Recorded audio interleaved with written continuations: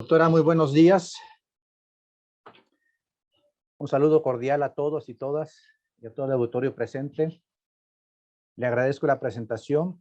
Antes que nada, de iniciar la ponencia, quiero agradecer al comité académico por la invitación, asimismo al comité organizador, la doctora María del Carmen, doctor Demetrio, la doctora Bárbara y el doctor Trejo por sus facilidades para estar aquí con ustedes, ¿no? Voy a compartir mi presentación.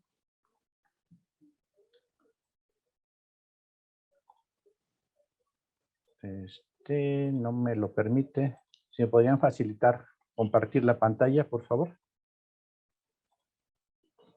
De igual manera, agradezco en particular a la doctora María del Carmen, doctor Demetrio, por la invitación a este gran simposio internacional. Perfecto, ahora sí ya está. Las comparto. Muy bien, tengo ya la presentación compartida. ¿Sí la están visualizando? Sí, doctor. Excelente, doctora. Y también gracias por la amena introducción de melodías, que me relajó bastante para estar aquí con ustedes. Bien, muchas gracias. Ahí pueden ver voy a compartir con ustedes este tema de investigación que ustedes lo están visualizando. Para cualquier correo o invitación o colaboración, ustedes podrán visualizar en la parte de abajo. Mi correo es ccortez@colpos.mx. Voy a ocupar un puntero que me facilitó el comité organizador. Perfecto, aquí está. Muchas gracias. Para ellos, esta presentación va a estar acotada en los siguientes puntos. Una breve introducción, marcando la justificación y el objetivo principal. Hablaremos un poco de las principales tecnologías reproductivas en ovinos. Posteriormente pasaremos a los aspectos moleculares y genómicos y finalmente para una breve conclusión. Muchas gracias. Iniciamos mencionando que para el año 2019 teníamos una población de casi 9 millones de ovinos, los cuales soportaron cercana a los 66,000 toneladas de carne, los cuales estaban distribuidas principalmente en los estados del centro, algunos del centro, que en este caso el Estado de México, Hidalgo, Veracruz, Puebla, Zacatecas y Jalisco, los cuales aportaban el 54% de la producción a nivel nacional y el 46% de las demás entidades federativas. Sin embargo, a pesar de esta producción a nivel nacional, hemos presentado un déficit a nivel nacional en la cuestión de demanda de un 30%. Con este indicador, en los últimos años, obviamente, ha tenido un auge en la producción ovina, sobre todo apoyado con tecnologías de reproducción asistida y el manejo genético para incrementar esa productividad en los rebaños, con el fin de tener una rentabilidad en cada uno de los sistemas de producción ovina. Para ello, facilitado con esta presentación, el objetivo que enmarcamos en esta breve ponencia es mostrar algunos elementos históricos, sobre todo las bases de las principales tecnologías de reproducción asistida, en este caso moleculares y genómicas, que están relacionadas sobre algunas variables, principalmente tasa ovulatoria y prolificidad, con el fin de potencializar el uso de las biotecnologías reproductivas que se han encaminado en la mejora genética en la especie ovina. Considerando la producción ovina como un sistema, partiendo desde el sistema de producción de carne, producción de leche, producción de lana, posteriormente enfocados a los aspectos de prevención en cuestión de sanitario, obviamente con las vacunas respectivas, y de igual manera en el aspecto de alimentación como un componente de los principales en sistemas de producción ovina. Nosotros vamos a enfocarnos un poco a la cuestión de reproducción y finalmente hablaríamos de los aspectos moleculares y genéticos relacionados con variables reproductivas. Para ello vamos a decir que las tecnologías de reproducción asistida se han enfocado sobre todo en acelerar ese progreso genético y también otra de las bondades es reducir obviamente el riesgo de transmisión de enfermedades con el fin de generar individuos con calidad genética. Dentro de las principales tecnologías de reproducción asistida podemos denotar que es inseminación artificial y la transferencia embrionaria como las pioneras en estos aspectos de mejora genética, no por sí mencionar todos los demás técnicas reproductivas como clonación de embriones, sexado de embriones y células espermáticas, por decir algunos, han sido utilizadas en los últimos años, sobre todo para favorecer ese progreso genético, facilitado obviamente por el comercio internacional, que ha favorecido ese intercambio y conservación de material inocuo con fines de generar esos alimentos seguros para el consumo humano. Facilitado y garantizado obviamente por el uso de herramientas moleculares que nos van a la vanguardia del aspecto sanitario. De esta manera, dentro de la inseminación artificial considerada como dentro de las tecnologías de primera generación, surgen obviamente desde el punto de vista de ese control sanitario para difundir ese progreso genético que ha sido facilitado en los últimos años. Para ello, cabe de notar que dentro de los tipos de inseminación artificial, la inseminación artificial intrauterina por la paroscopía es una de las técnicas de mayor uso hoy día en los programas de mejora genética a nivel nacional. Todo esto ha sido facilitado, obviamente, para expresar o aprovechar el valor genético de esos carneros sementales en las unidades de producción. Dentro de otra de las tecnologías importantes catalogadas dentro de la segunda generación de las tecnologías de reproducción asistida, tendremos aquí la sincronización del estro. Para ello, obviamente, se han enfocado diversas estrategias en relación al control de anestro, principalmente en el anestro posparto, asimismo en el anestro estacional.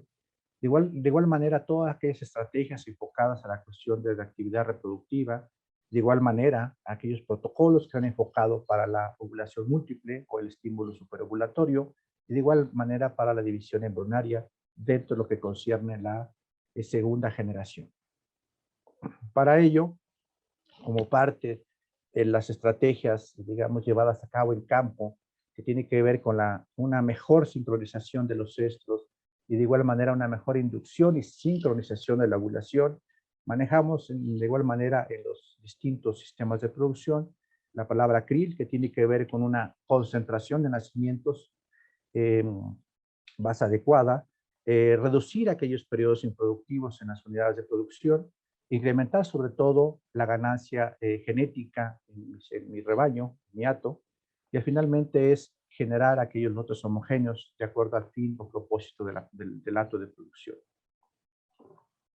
Para ejemplificar un poco y con finalidad de representar de los diversos trabajos que hemos realizado en los últimos años y meses en el equipo de trabajo en el Colegio de Postgraduados, aquí les muestro una de las aplicaciones, sobre todo para implementar la inseminación artificial en tiempo fijo en ovejas en campo, sobre todo es la combinación no solamente de dispositivos impregnados con progesterona y además con suplementos o adiciones de una gonadotropina coriónica equina, que es la SG, sino hicimos hincapié en una presincronización a base de progesterona, previo a la inserción de dispositivos y estimulados por una SG.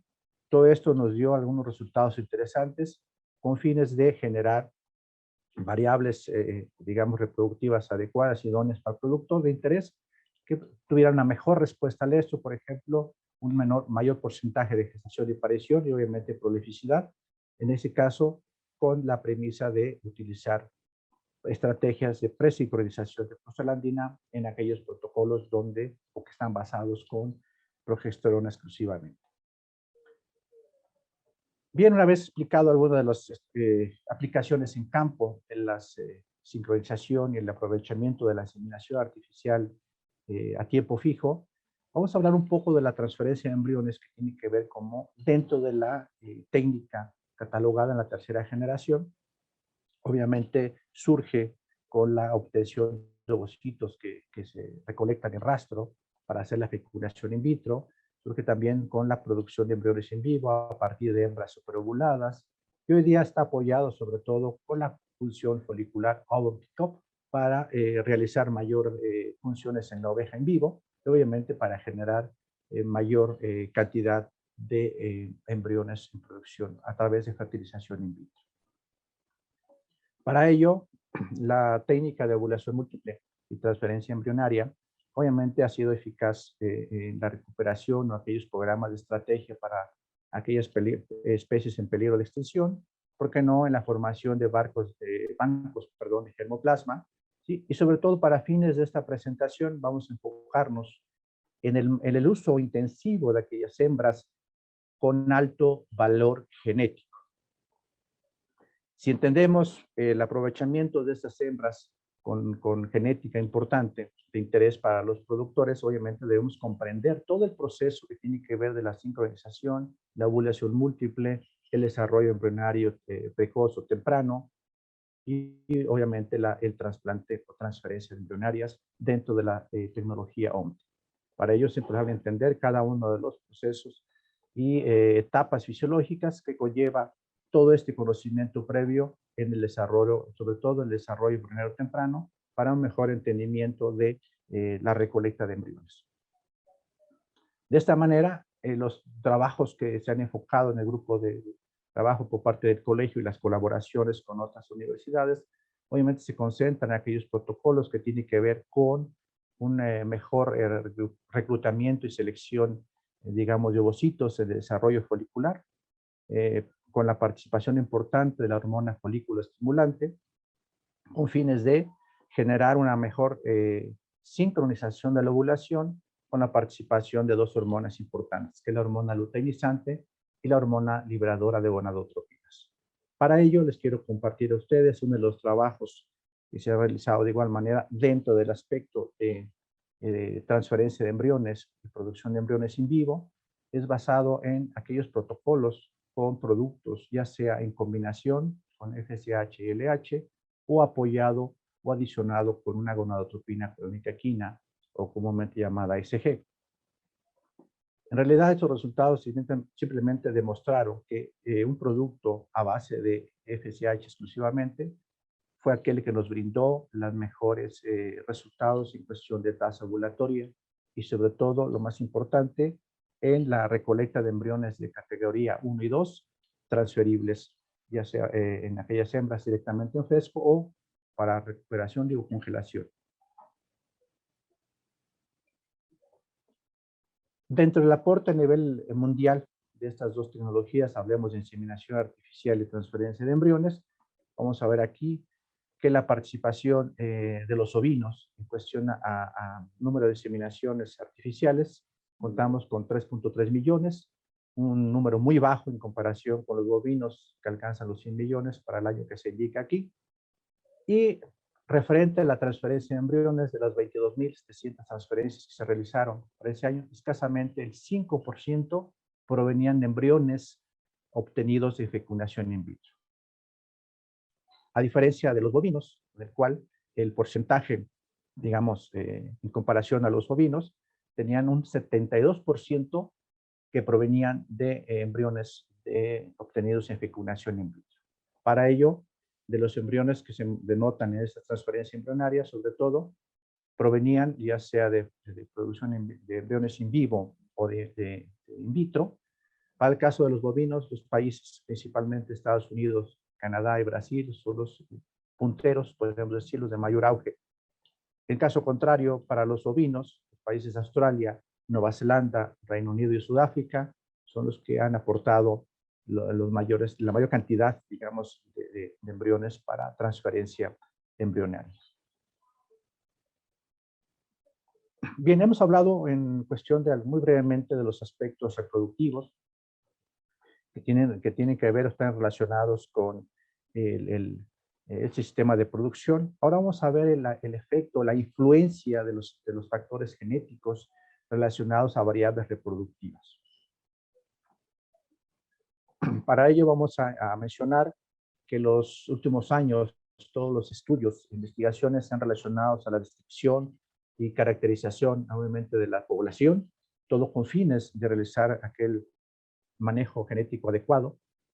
Para ello, ustedes encontrarán en las diversas investigaciones y catalogado y concentrado la aplicación de tecnologías basadas en el DNA recombinante, enfocados a la cuestión de la sanidad animal, considerando sobre todo en estudios que tienen que ver con pruebas de diagnóstico, con estudios de epidemiología molecular, por citar algunos, y obviamente a la vanguardia, obviamente aquellas vacunas que se elaboran a partir del DNA recombinante. Y dentro de esta categoría vamos a incluir lo que vendría siendo todos los riesgos sanitarios que están relacionados obviamente con el uso de las tecnologías reproductivas. Pero para fines de la presentación, obviamente nos vamos a enfocar a lo que vendría siendo la participación de estas tecnologías moleculares y genómicas en el aspecto de la mejora genética de los ovinos. Los estudios recientes han enfocado obviamente a la caracterización de la variación genética, a la estructura genética de las poblaciones, obviamente con miras en el objetivo de la conservación de la diversidad genética. De igual manera, ustedes pueden encontrar que tiene que ver con ese ritmo, un incremento en el ritmo del mejoramiento genético, sobre todo en aquellas razas que han sido adaptadas a las condiciones locales. En este caso, vamos a hablar sobre aquel control genético que tiene que ver con aspectos de variables de tipo reproductivo. Ustedes comprenderán que la eficiencia reproductiva obviamente va a estar sujeta, va a estar relacionada con factores de tipo ambiental. Por citar algunos, podrían ser edad, estado nutricional, el fotoperiodo, una gran participación del fotoperiodo en algunas de las razas sobre todo, y también de factores sociosexuales, entre los cuales para estrategias de manejo tendríamos el efecto macho. No obstante, para fines de la presentación nos enfocaremos en aspectos genéticos, ya sea por genes que tienen, muchos genes, perdón, que tienen un efecto muy pequeño, y caso contrario de aquellos genes candidatos o también llamados genes mayores, que tienen un gran efecto en variables, sobre todo de tipo reproductivo, que las cuales presentan una baja tasa de variabilidad. Para ello hablaríamos de tasa ovulatoria, hablaríamos sobre todo del reconocimiento de la gestación y de aquellos genes también que están relacionados con prolificidad. Para ejemplificar un poco lo que acabo de mencionar, pues vemos aquí como bastantes genes, ¿sí?, que están relacionados con variables de tipo reproductivo, sin embargo, presentan un pequeño efecto, digamos, en esas variables. Lo que nos interesa son aquellos, obviamente, aquellos genes candidato, que son genes mayores, pero con un efecto muy importante, sobre todo a nivel de la expresión génica para las variables de tipo reproductivo que nos interesan. De esta manera vamos a hablar, a tocar el tema sobre los genes de la fecundidad, en relación a genes que tienen que ver con tasa de ovulación y tasa de prolificidad. Bien, entre los principales genes que están considerados genes de la fecundidad, hablaríamos del factor 9 de crecimiento y diferenciación, es el GDF9, ubicado en el cromosoma 5. Y de igual manera tendríamos la proteína morfogénica ósea tipo 15, PNP15, y localizado en el cromosoma X. Estos dos genes tienen una gran participación y están relacionados con los factores de crecimiento en el desarrollo folicular, sobre todo, pero por su gran participación a nivel de la mitosis y diferenciación celular, los cuales tienen que ver sobre todo con la gran participación de esos genes a nivel de la expansión del cúmulo, donde participan las células de la granulosa. Esos ambos genes están considerados dentro de la familia del factor de crecimiento transformante tipo beta. De esta manera, hablar de genes en general, cuando lo mencionamos en campo, decimos las ovejas son portadoras de gen. Bueno, mi oveja lo porta, por lo tanto, tendría un efecto interesante a nivel de las variables reproductivas. Aquí les comparto algunos de los resultados que hemos hecho en los últimos años, ¿sí?, que aún están sin publicar, simplemente para ilustrar que el solo efecto del gen, aquí se comparan algunos grupos con y sin gen, y sobre todo también apoyados con la presincronización que les mencionaba con prostaglandina para llevar a cabo o llevar a término de las ovejas mejor sincronizadas al estro y una ovulación sincronizada, sobre todo para el caso del uso de la inseminación artificial a tiempo fijo. Podemos ver aquí que en la gama de los tratamientos en ningún caso obtuvimos una diferencia significativa para las variables que se indican ahí, en caso de aparición o prolificidad. En este aspecto, entonces, es importante retomar que no solamente la presencia del gen nos va a indicar alguna respuesta favorable de efecto genético. Para ello, entonces, es necesario denotar y mostrar que hay ciertas variaciones genéticas o mutaciones, las cuales se han identificado que tienen o se han asociado a ese incremento, sobre todo en la tasa de ovulación y la variable de prolificidad en la oveja. De esta manera, dentro de las mutaciones que podríamos describir a manera de ejemplo, encontradas en las razas de lana que es Cambridge, Berkler o Toca, si ellos descubrieron o asociaron que aquellos grupos o aquellas ovejas con frecuencia heterocigota, ¿sí?, mostraban una asociación importante en relación a tasa ovulatoria y prolificidad. Sin embargo, vieron que en aquellos grupos ovejas que presentaban una frecuencia homocigota dominante o mutada, presentaban una hipoplasia ovárica, es decir, que presentaban una infertilidad en relación a este tipo o a esta aportación de variante. Dato interesante a mencionar. Para ello, dentro de por citar algunas de las variaciones o mutaciones o variantes para el gen BMP15, se pueden denotar a la fecha que hay 9 variantes que tienen relación en la frecuencia heterocigota con tasa ovulatoria que oscila de los 2 a 4.5 y una prolificidad de 1.7 a 3. Sin embargo, aquí podemos ver dos variantes que tienen que ver con una raza francesa, Grivet, y una de Polonia, Kuska, en el cual encontramos aquí que para este tipo de variantes, las ovejas no solamente presentaban una alta relación con la frecuencia heterocigota, sino además aquí las ovejas que portaban la frecuencia homocigota dominante o mutante eran fértiles y presentaban una alta asociación en relación a tasa ovulatoria y prolificidad.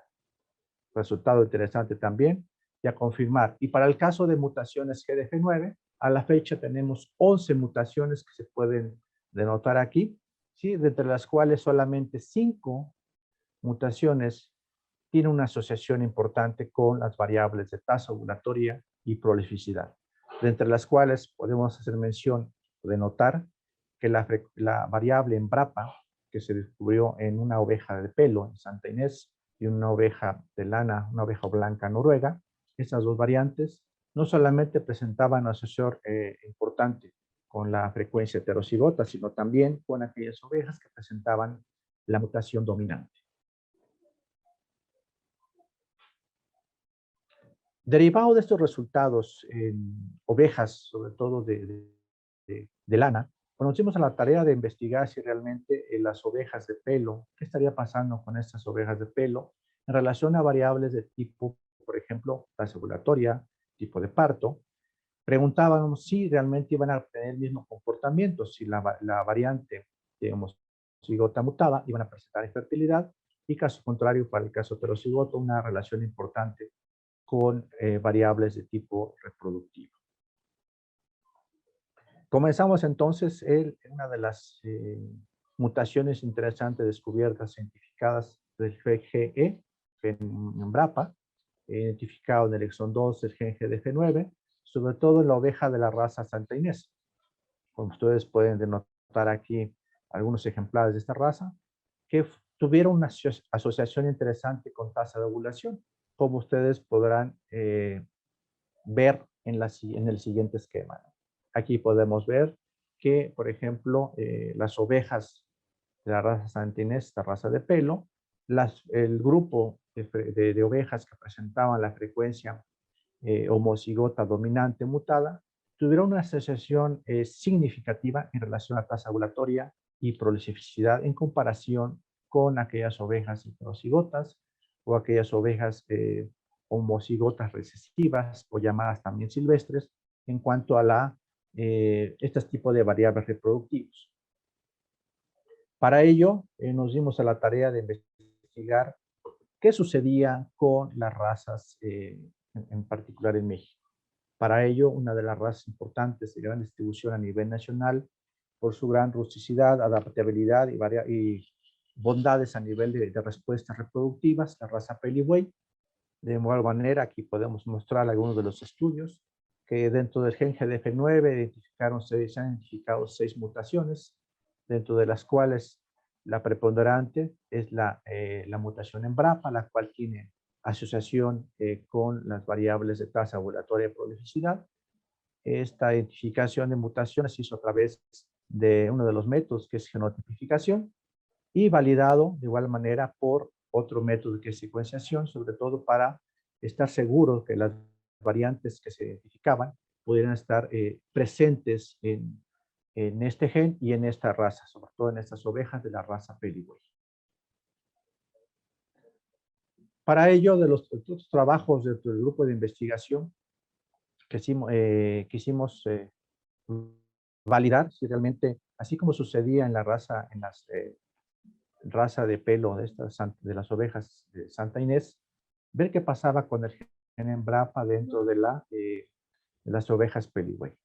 A pesar que se identificaron las 6 mutaciones, y sobre todo la mutación o variante genética en BRAPA, no encontramos diferencias significativas en relación a la variable prolificidad. Con estos datos, bueno, nos indicaba que, bueno, no tendríamos, en relación a esta oveja, no teníamos una asociación interesante en cuestión a variables tasa ovulatoria y tipo de parto. Y ustedes se preguntarán el por qué asociar con ese tipo de variables. Bueno, principalmente en el caso de tasa ovulatoria, pues nos va a dar, en este caso, mayor cantidad de ovocitos que nos puedan permitir una mayor, digamos, cantidad de corderos nacidos por parto y por oveja, para lo cual quisimos validar si realmente este resultado se confirmaba o se descartaba. En otra población de ovejas, por ejemplo, de raza del mismo Peliway, donde el cual se hizo la selección de aquellos grupos que eran portadores y no portadores del gen, y de igual manera que eran en frecuencia recesiva, en frecuencia homocigota dominante, sobre todo es para validar si realmente en esas ovejas pudieran tener una respuesta interesante o la parte genética pudiera tener un efecto interesante en variables reproductivas. Pero para ello no teníamos que tener un efecto de tipo hormonal. Lo que hicimos era hacer el estudio en un enestro, perdón, natural, de tal manera que las ovejas fueron sincronizadas con dispositivos y otras hormonas, pero no fueron, digamos, inseminadas inmediatamente al primer estro, sino que dejamos pasar un estro de tal manera que en un segundo estro pudiéramos concentrar la mayor cantidad de estro de las ovejas, pero de manera natural, sobre todo que se realizó en los meses de abril y mayo, que se considera una época de anestro. Esperábamos obtener los mismos resultados en el cual no hubiera una asociación interesante en relación a variables reproductivas, sobre todo con tasa ovulatoria y prolificidad. Sin embargo, aquí podemos ver el caso de esta mutación en BRAPA, y considerando ya los genotipos, tuvimos un grupo sin gen, en el cual no se identificó el gen, ya sea que podía estar silenciado. Tuvimos otro grupo, en el cual hablemos aquí, un grupo de frecuencia recesiva, que son el gen silvestre. Desafortunadamente no tuvimos una cantidad de animales que estuvieran catalogadas dentro de los heterocigotos, pero sí tuvimos un dato interesante en relación a aquellas ovejas portadoras de la variante mutada, en el cual pueden ver aquí un resultado interesante en tasa ovulatoria, de igual manera en prolificidad, que nos muestra una de las resultados que no esperábamos realmente, y sobre todo aquí de manera ilustrativa, ilustrando aquí el resultado de una diferencia, por ejemplo, en número de cuerpos lúteos de 1.20 en relación al grupo silvestre, ¿sí? Y de 1.7 en relación a aquellas ovejas que no eran portadoras de gen. Esto nos denota entonces un resultado relevante para el caso de la raza Peliway. Nos puede vislumbrar de una manera un resultado favorable que podemos llevar a cabo, del cual, teniendo un incremento de tasa ovulatoria, vamos a tener, por lo tanto, algunos resultados interesantes a nivel de la prolificidad. Es decir, que estaríamos diciendo que aquellas ovejas no solamente portadoras del gen GDF9, sino de la variante o mutación en BRAPA, en este caso, presentan una mayor tasa de prolificidad, teniendo un 0.7 mayor en comparación con los grupos silvestre y aquellos grupos sin gen. De igual manera para fecundidad, aunque no se obtuvo diferencias significativas para la variable parición, encontramos resultados interesantes en cuestión a los porcentajes de parición para esta raza.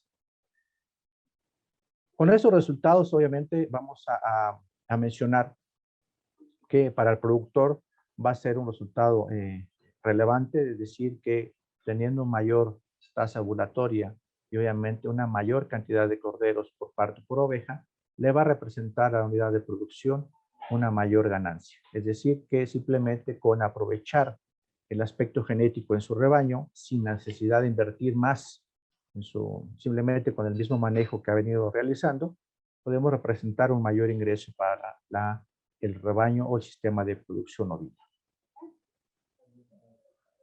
Finalmente, para entender o explicar un poco estos resultados, es válido mencionar que hay diferentes programas estadísticos que se han utilizado solamente para explicar estos resultados en relación a ese tipo de asociación con variables reproductivas, entre los que podemos mencionar algunos, como ustedes lo visualizan aquí. Sin embargo, cabe mencionar que lo más relevante para ese tipo de estudio es contar con aquellos registros, digamos, de tipo productivo o de tipo reproductivo para que nosotros podamos dar explicación a las diferentes variantes que podemos encontrar en cada una de las poblaciones de estudio. De no ser así, pues sería infructuoso trabajar o hacer estudios relacionados con del efecto genético con variables de tipo reproductivo. Para concluir, vamos a mencionar entonces que las técnicas de reproducción asistida, háblese de inseminación artificial o transferencia de embriones, pues son las técnicas que han tenido mayor uso en los últimos años, sobre todo enfocados a los programas de mejoramiento genético en ovinos. Ahora, mencionando el aporte de las herramientas moleculares y genéticas, sobre todo con la genómica, van a representar una herramienta viable, que nos van a permitir incrementar la producción de corderos y sobre todo satisfacer ese déficit en la demanda, identificando aquellas mutaciones o variantes en particular relacionadas con tasa ovulatoria y prolificidad. Para el caso particular y fines de la presentación, hablamos simplemente de la variante BRAP, sin la necesidad, obviamente, de invertir más recursos en el rebaño.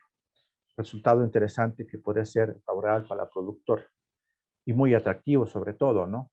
Y finalmente la combinación ya de estas herramientas genómicas moleculares apoyadas con las herramientas reproductivas, obviamente van a representar una alternativa biotecnológica al productor, obviamente con fines de generar mayor ingreso en su unidad de producción.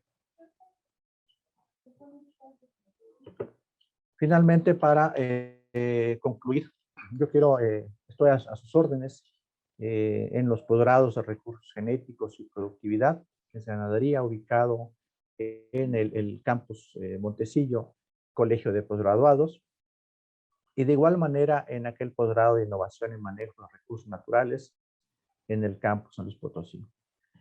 Y vale la pena en este caso mencionar y agradecer a todo el equipo de trabajo que de alguna manera se ha generado en los últimos años, ya sea en colaboración por grupos o por pares, que nos ha facilitado, digamos, generar diferentes trabajos, realizar sobre todo diversos estudios e investigaciones dentro de esta línea de investigación, entre los cuales, por mencionar algunos, colaboraciones como las que se indican, Universidad de San Luis, la misma Universidad Metropolitana, el Colegio, NIFAP, etcétera, simplemente por citar algunos de ellos. Siempre es una de las iniciativas para poder compartir los conocimientos, en este caso de la producción de ovinos.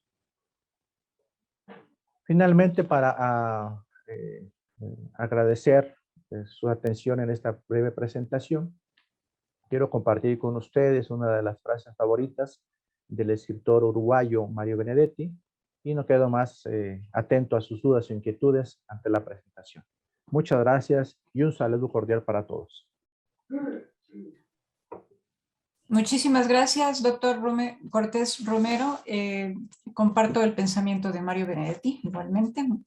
Muy grata su ponencia, muy interesante. Y tenemos aquí algunas preguntas que voy a leer para ver si es posible que pueda responderlas.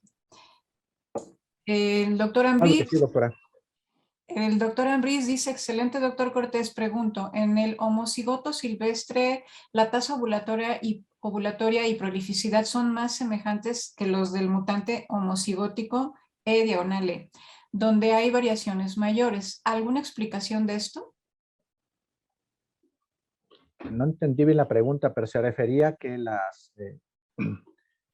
en relación a la frecuencia homocigota mutante, ¿fue similar a la recesiva? ¿Es así?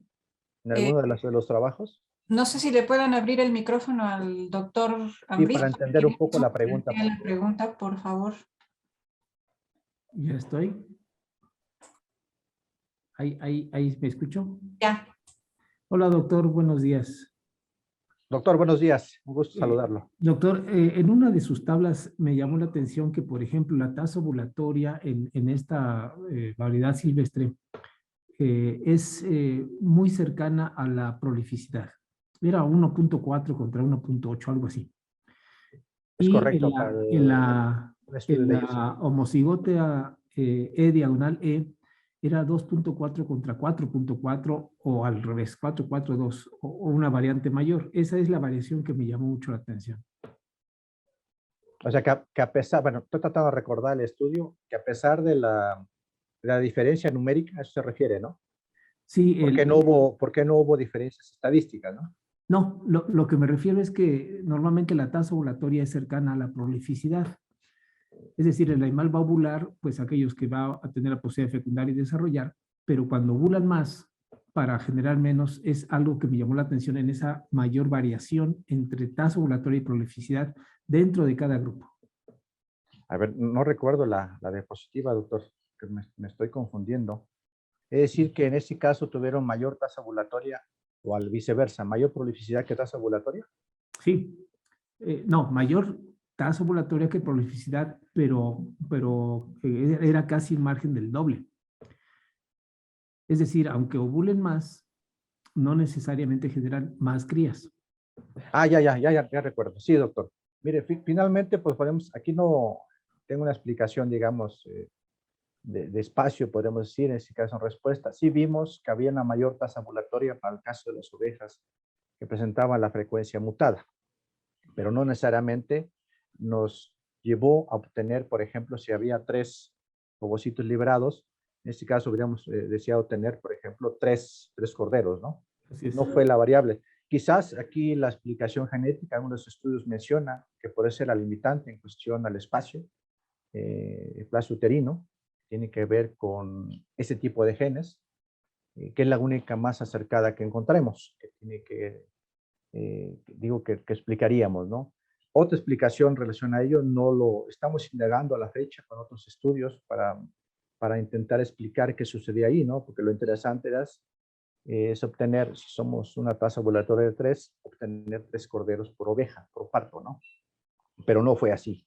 En los resultados que hemos visto con los demás estudios, la tendencia ha sido similar, que a pesar que en las ovejas altamente prolíficas que presentaban hasta 4.5, digamos, óvulos liberados, ovocitos liberados, no encontraban, en el caso de las ovejas, no varían la cantidad de ovocitos liberados, sino que se limitaban exclusivamente a tener máximo 3 corderos por oveja por parto.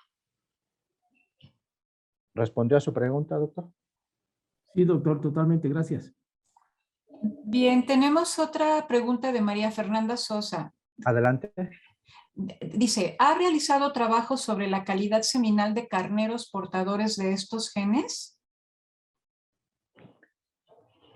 Se han hecho trabajos previos, pero no hemos concluido. Entonces, en este caso, por eso no se presentó alguno de los estudios.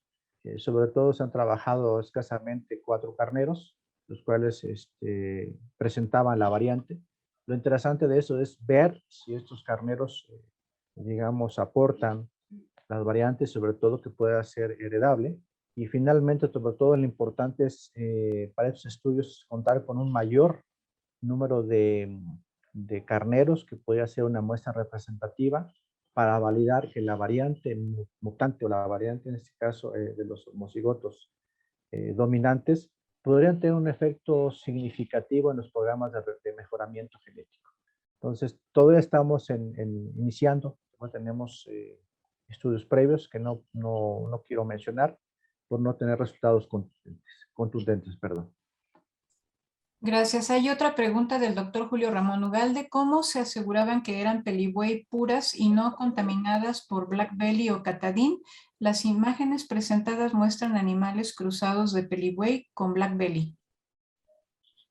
Sí, básicamente los animales que se utilizaron por historia de hace 15 o 10, 12, 15 años eran, bueno, certificados dentro de la Asociación Mexicana de Ovinos, que eran de peligüey. En otros estudios que se hicieron similares, no se tuvieron la certeza que eran peligüey, por los cuales no se consideraron en la presentación. Solamente o exclusivamente dentro de esta presentación se incluyeron aquellas ovejas que estaban, digamos, catalogadas como raza peligüey. Gracias. Hay una última pregunta del doctor Ambriz. Dice, ¿estos genes de alta prolificidad son de alta heredabilidad? ¿Influencia del macho en ellos? Ok, ustedes sabrán que lo interesante aquí es el efecto de estos genes mayores, sobre todo genes candidatos, ¿no? Ustedes saben que las variables, en caso de prolificidad, tienen una heredabilidad muy baja, en el punto 25 aproximadamente. Lo interesante es aquí la oveja que es portadora de este gen, digamos, tendríamos que de una población, el 70% que que identificamos en las ovejas son las que portaban el gen y un 30% no lo expresaban, posiblemente estaba silenciado, ¿no? No podría decir que tendríamos un efecto significativo, digamos, heredable, como gen mayor, pero sí tendríamos un porcentaje del 70% que las ovejas lo transmitan en sus generaciones, ¿no? De igual manera, para la variante mutada, encontramos que un 35% de estas ovejas que eran portadoras del gen GDF9.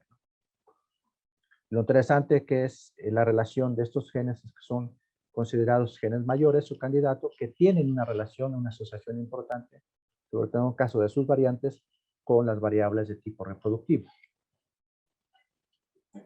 Muchas gracias, doctor. Pues ya Sí, no hay más preguntas y tampoco tenemos ya más tiempo para más. Le agradecemos mucho su participación y pues le invitamos a quedarse en el resto del día y el resto del simposio. Muchísimas gracias. Gracias, excelente tarde. Un saludo cordial para todos. Gracias.